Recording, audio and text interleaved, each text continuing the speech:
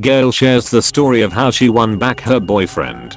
How I won back my ex-boyfriend, with a little help from yoga and the gym. When my boyfriend dumped me, I thought I was going to die. I went home, stuffed my head into a pillow, and cried myself to sleep. He was everything to me, everything I ever wanted in a man. I couldn't go on living without him. When I woke up, I decided I would do anything it took to get him back. First of all, I hit the gym.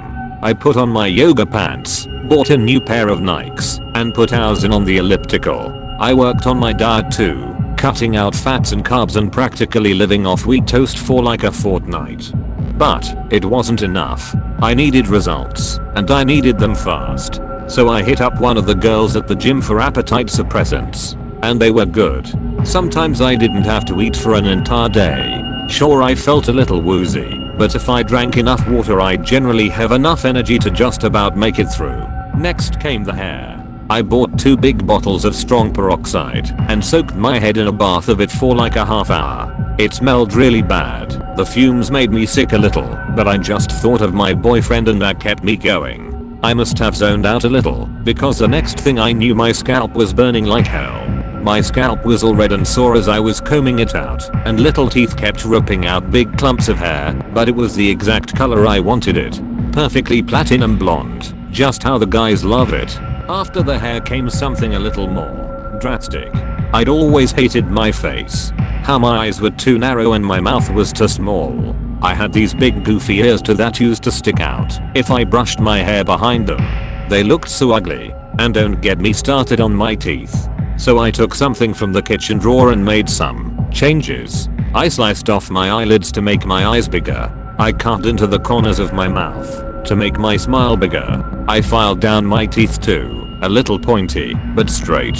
And I cut off my big stupid ears to make myself pretty. Now I was perfect. So skinny I could see my own ribcage through my blouse. Hair was white as snow. It was time to take back my man. It was the dead of night when I arrived at my boyfriend's house. It's always more romantic at night. There was no sign of his parents' car either, which was perfect. It would just be me and him, alone together. I wanted to make it a surprise for him, so I didn't ring the doorbell. I went around back where I knew they kept a spare key hidden in a plant pot. But he wasn't alone. My sweet, handsome boy wasn't alone at all. He was with a girl. I wasn't mad though. Because when she saw me, she screamed. She screamed because she knew she couldn't compete with a girl that looked like me, ever. She ran from the house and didn't come back. For a moment, my boyfriend just stared at me in confusion. His mouth was opening and closing like a fish out of water, his eyes wide white circles in their sockets. I knew he didn't recognize me, so I told him it was me, that I'd fixed myself for him. Then he started to cry. I shushed him, stroking his hair softly as he wept.